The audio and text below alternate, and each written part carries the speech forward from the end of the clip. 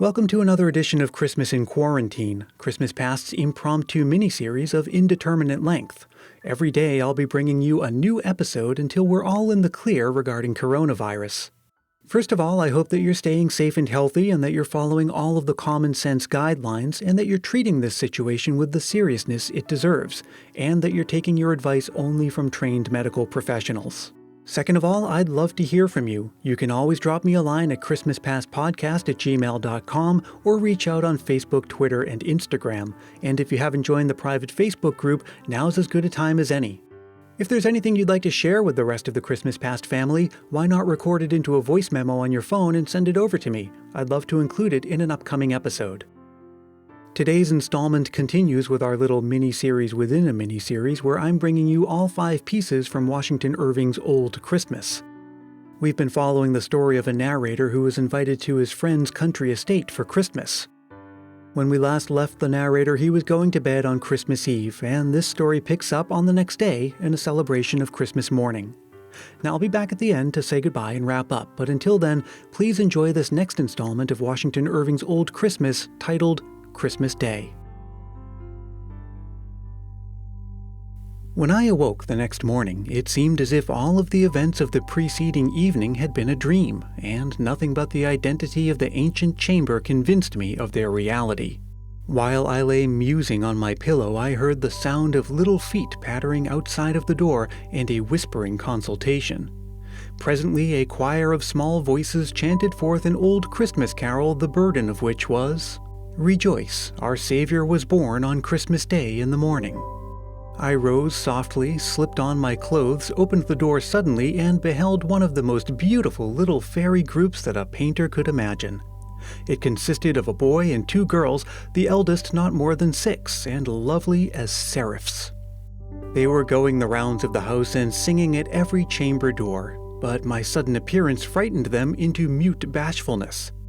They remained for a moment playing on their lips with their fingers and now and then stealing a shy glance from under their eyebrows until, as if by one impulse, they scampered away, and as they turned an angle of the gallery, I heard them laughing in triumph at their escape. Everything conspired to produce kind and happy feelings in this stronghold of old-fashioned hospitality. The window of my chamber looked out upon what in summer would have been a beautiful landscape. There was a sloping lawn, a fine stream winding at the foot of it, and a tract of park beyond, with noble clumps of trees and herds of deer.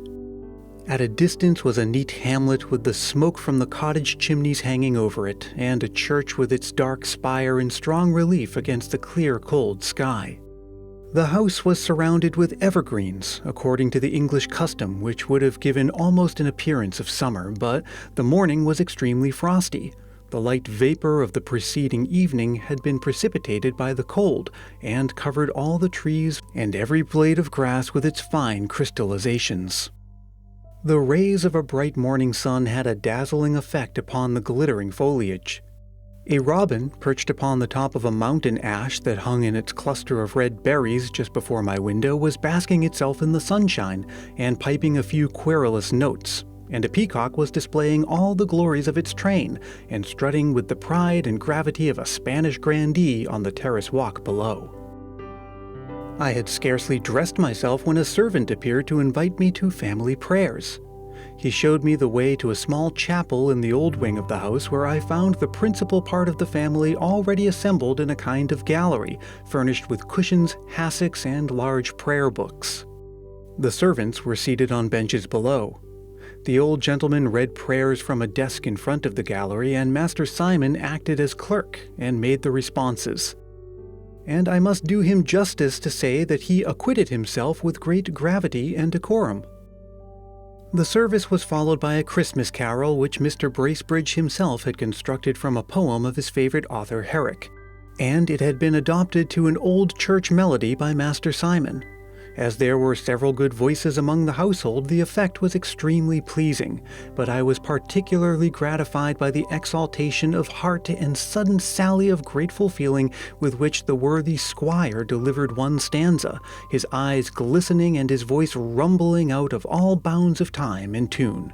"'Tis thou that crown'st my glittering hearth with guiltless mirth, and givest me wassail bowls to drink, spiced to the brink. Lord, 'tis thy plenty-dropping hand that soils my land. Givest me, for my bushel sown, twice 10 for 1. I afterwards understood that early morning service was read on every Sunday and Saint's Day throughout the year, either by Mr. Bracebridge or by some member of the family. It was once almost universally the case at the seats of the nobility and gentry of England, and it is much to be regretted that the custom has fallen into neglect.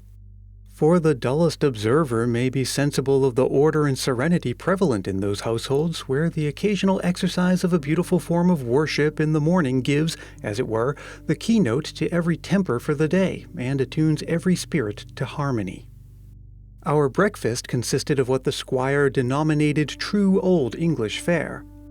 He indulged in some bitter lamentations over the modern breakfasts of tea and toast, which he censured as among the causes of modern effeminacy and weak nerves and the decline of old English heartiness. And though he admitted them to his table to suit the palates of his guests, yet there was a brave display of cold meats, wine, and ale on the sideboards. After breakfast, I walked about the grounds with Frank Bracebridge and Master Simon, or Mr. Simon as he was called by everybody but the squire. We were escorted by a number of gentleman-like dogs that seemed loungers about the establishment, from the frisking spaniel to the steady old staghound, the last of which was of a race that had been in the family time out of mind. They were all obedient to a dog whistle which hung to Master Simon's buttonhole, and in the midst of their gambols would glance an eye occasionally upon a small switch he carried in his hand. The old mansion had still a more venerable look in the yellow sunshine than by pale moonlight. I could not but feel the force of the squire's idea, that the formal terraces, heavily molded balustrades, and clipped yew trees carried with them an air of proud aristocracy. There appeared to be an unusual number of peacocks about the place, and I was making some remarks upon what I termed a flock of them that were basking under a sunny wall when I was gently corrected in my phraseology by Master Simon, who told me that according to the most ancient and approved treatise on hunting, I must say a muster of peacocks. In the same way, added he with a slight air of pedantry, we say a flight of doves or swallows, a bevy of quails, a herd of deer, of wrens or cranes, a skulk of foxes, or a building of rooks. He went on to inform me that according to Sir Anthony Fitzherbert, we ought to ascribe to this bird both understanding and glory, for being praised he will presently set up his tail chiefly against the sun, to the intent you may the better behold the beauty thereof. But at the fall of the leaf, when his tail falleth, he will mourn and hide himself in corners till his tail come again as it was. I could not help smiling at this display of small erudition on so whimsical a subject, but I found that the peacocks were birds of some consequence at the Hall, for Frank Bracebridge informed me that they were great favourites of his father, who was extremely careful to keep up the breed, partly because they belonged to chivalry and were in great request at the stately banquets of olden time, and partly because they had a pomp and magnificence about them, highly becoming of an old-fashioned mansion. Nothing, he was accustomed to say, had an air of greater state and dignity than a peacock perched upon an antique stone balustrade. Master Simon had now to hurry off, having an appointment at the parish church with the village choristers, who were to perform some music of his selection. There was something extremely agreeable in the cheerful flow of animal spirits of the little man, and I confess I had been somewhat surprised at his apt quotations from authors who certainly were not in the range of everyday reading. I mentioned this last circumstance to Frank Bracebridge, who told me with a smile that Master Simon's whole stock of erudition was confined to some half a dozen old authors, which the squire had put into his hands, and which he read over and over whenever he had a studious fit, as he sometimes had on a rainy day or a long winter evening. Sir Anthony Fitzherbert's Book of Husbandry, Markham's Country Contentments, the Treatise of Hunting by Sir Thomas Cockayne, Knight, Isaac Walton's Angler, and 2 or 3 more such ancient worthies of the pen, were his standard authorities, and like all men who knew but a few books, he looked to them with a kind of idolatry, and quoted them on all occasions. As to his songs, they were chiefly picked out of old books in the squire's library, and adapted to tunes that were popular among the choice spirits of the last century. His practical applications of scraps of literature, however, had caused him to be looked at as a prodigy of book knowledge by all the grooms, huntsmen, and all the small sportsmen of the neighborhood. While we were talking, we heard the distant toll of the village bell, and I was told that the squire was a little particular in having his household at a church on a Christmas morning, considering it a day of pouring out of thanks and rejoicing, for, as the old Tusser observed, at Christmas be merry and thankful withal, and feast thy poor neighbors, the great and the small. If you were disposed to go to church, said Frank Bracebridge, I can promise you a specimen of my cousin Simon's musical achievements. As the church is destitute of an organ, he has formed a band from the village amateurs and established a musical club for their improvement. He has also sorted a choir, as he sorted my father's pack of hounds, according to the directions of Gervase Markham in his Country Contentments.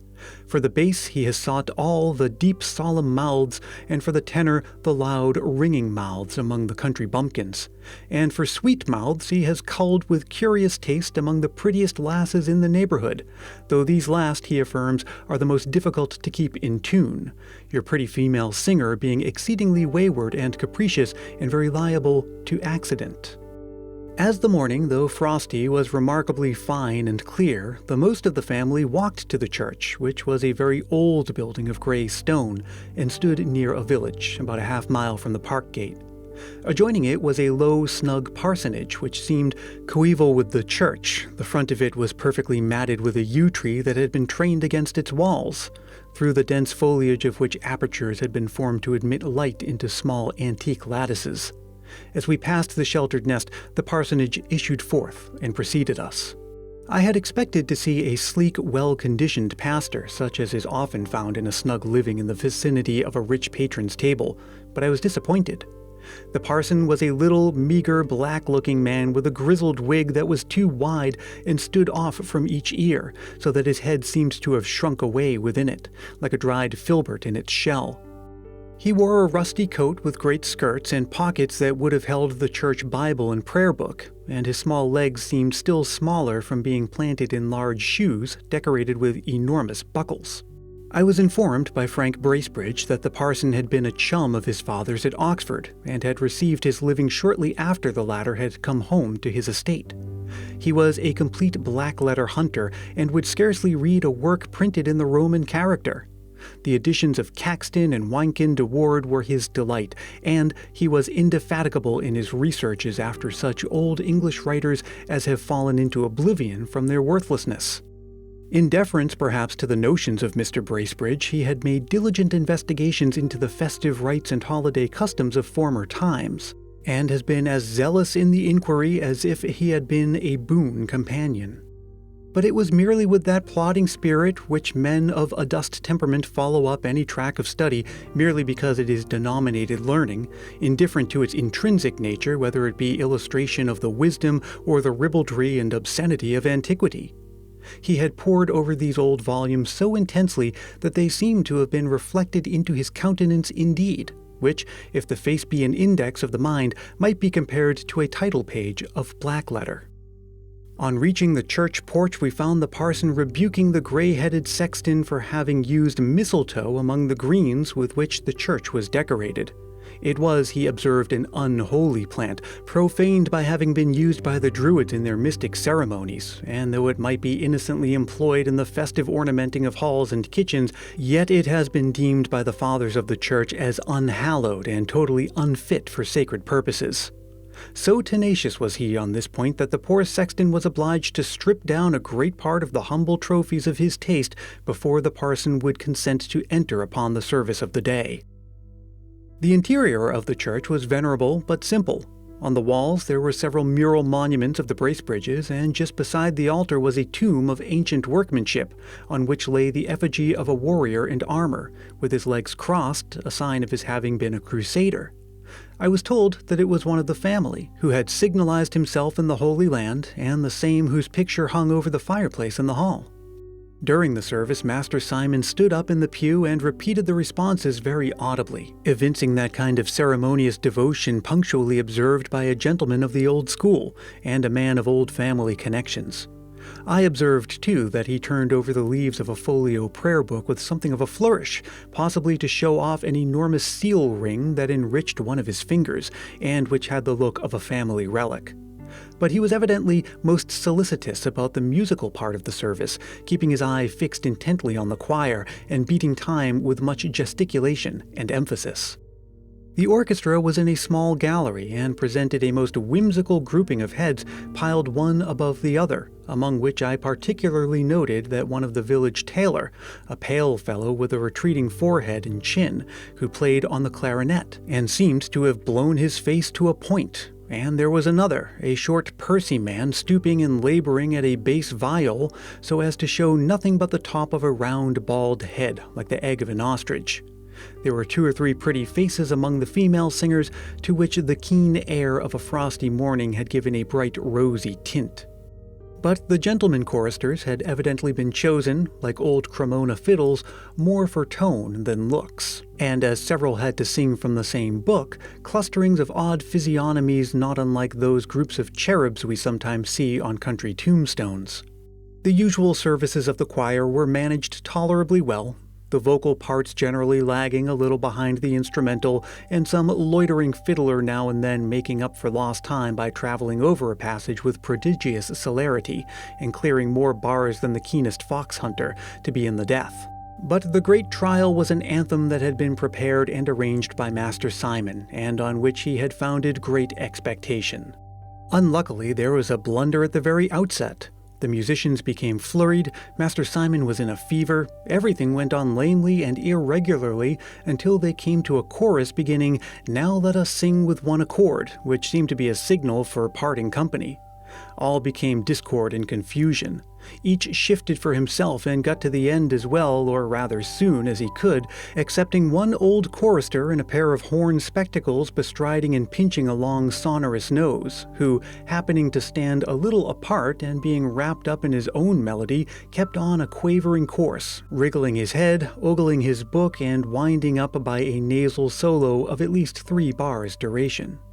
The parson gave us a most erudite sermon on the rites and ceremonies of Christmas and the propriety of observing it not merely as a day of thanksgiving, but of rejoicing, supporting the correctness of his opinions by the earliest usages of the Church, and enforcing them by the authorities of Theophilus of Caesarea, Saint Cyprian, Saint Chrysostom, Saint Augustine, and a cloud more of saints and fathers from whom he made copious quotations.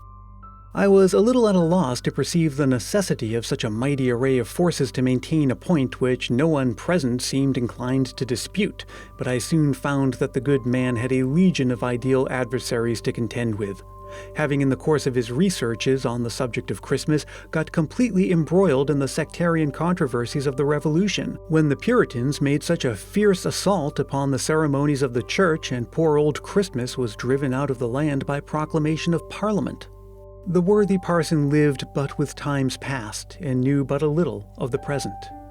Shut up among the worm-eaten tomes in the retirement of his antiquated little study, the pages of old times were to him as the gazettes of the day, while the era of revolution was mere modern history. He forgot that nearly 2 centuries had elapsed since the fiery persecution of poor mince pie throughout the land, when plum porridge was denounced as mere popery and roast beef as anti-Christian, and that Christmas had been brought in again triumphantly with the merry court of King Charles at the Restoration. He kindled into warmth with the ardor of his contest, and the host of imaginary foes with whom he had to combat. He had a stubborn conflict with old Pearn on the 2 or 3 other forgotten champions of the Roundheads on the subject of Christmas festivity, and concluded by urging his hearers, in the most solemn and affecting manner, to stand to the traditionary customs of their fathers, and feast and make merry on this joyful anniversary of the Church. I have seldom known a sermon attended apparently with more immediate effects, for on leaving the church the congregation seemed one and all possessed with the gaiety of spirit so earnestly enjoyed by their pastor.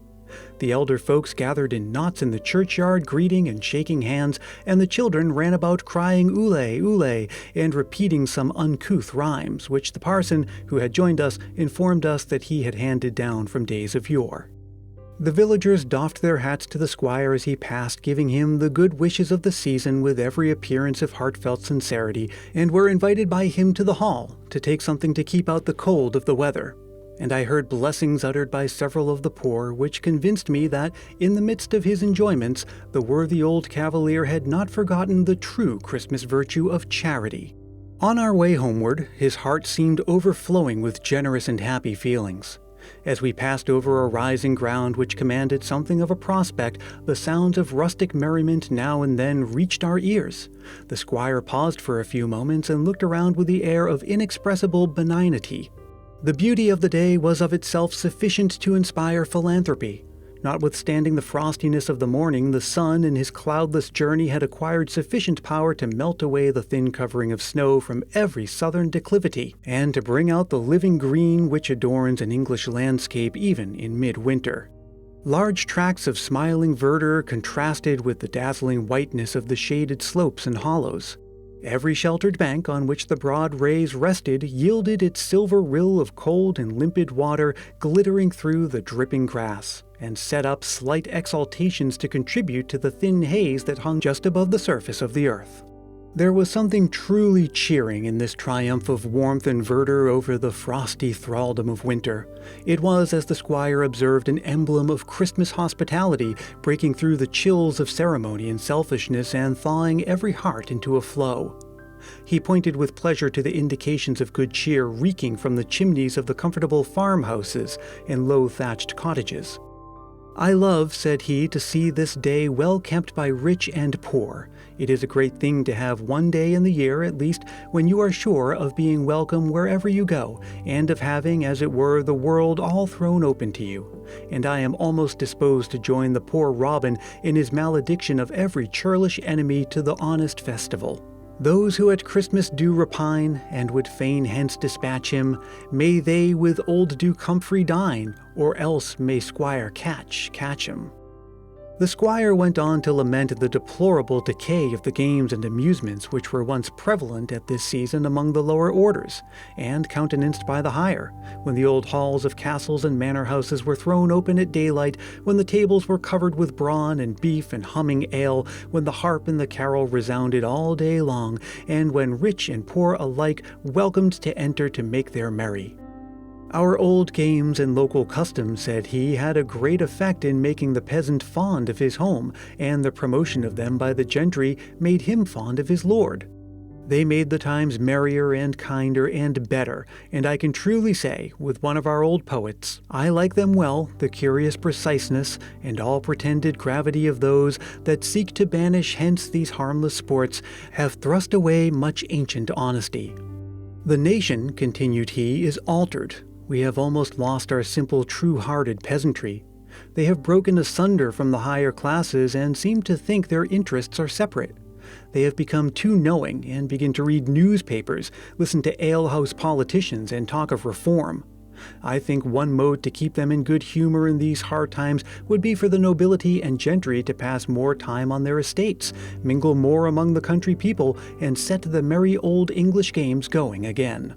Such was the good squire's project for mitigating public discontent, and indeed he had once attempted to put his doctrine into practice, and a few years before had kept open house during the holidays in the old style.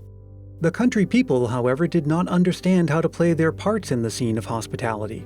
Many uncouth circumstances occurred. The manor was overrun by all the vagrants of the country, and more beggars drawn into the neighborhood in 1 week than the parish officers could get rid of in a year. Since then he had contented himself with inviting the decent part of the neighboring peasantry to call at the hall on Christmas Day, and distributing beef and bread and ale among the poor, that they might make merry in their own dwellings.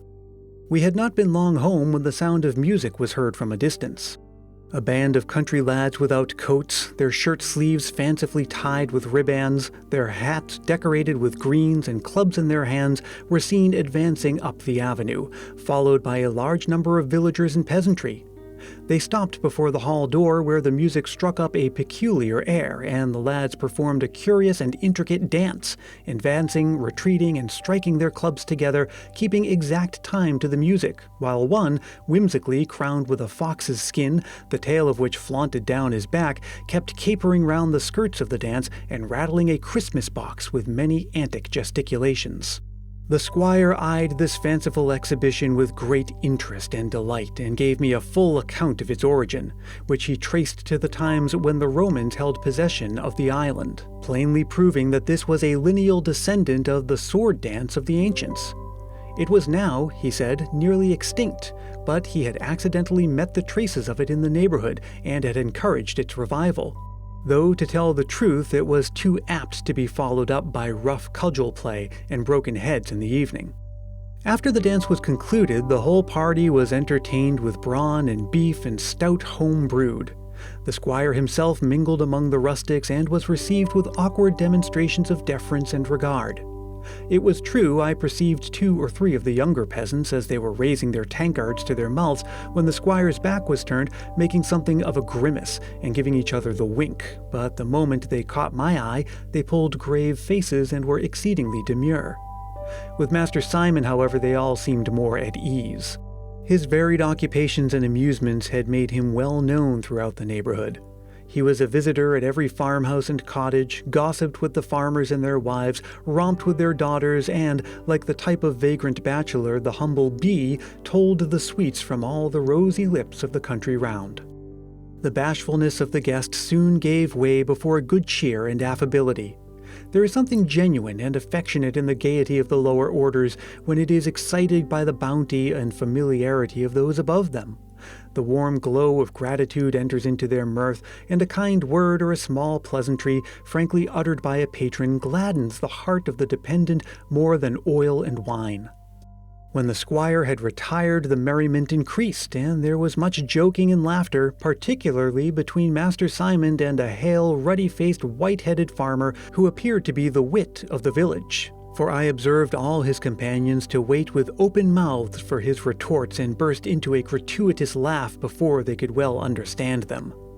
The whole house indeed seemed abandoned to merriment. As I passed to my room to dress for dinner, I heard the sound of music in a small court, and looking through a window that commanded it, I perceived a band of wandering musicians. With Pandean pipes and tambourine, a pretty coquettish housemaid was dancing a jig with a smart country lad, while several of the other servants were looking on. In the midst of her sport, the girl caught a glimpse of my face at the window, and, coloring up, ran off with an air of roguish, affected confusion.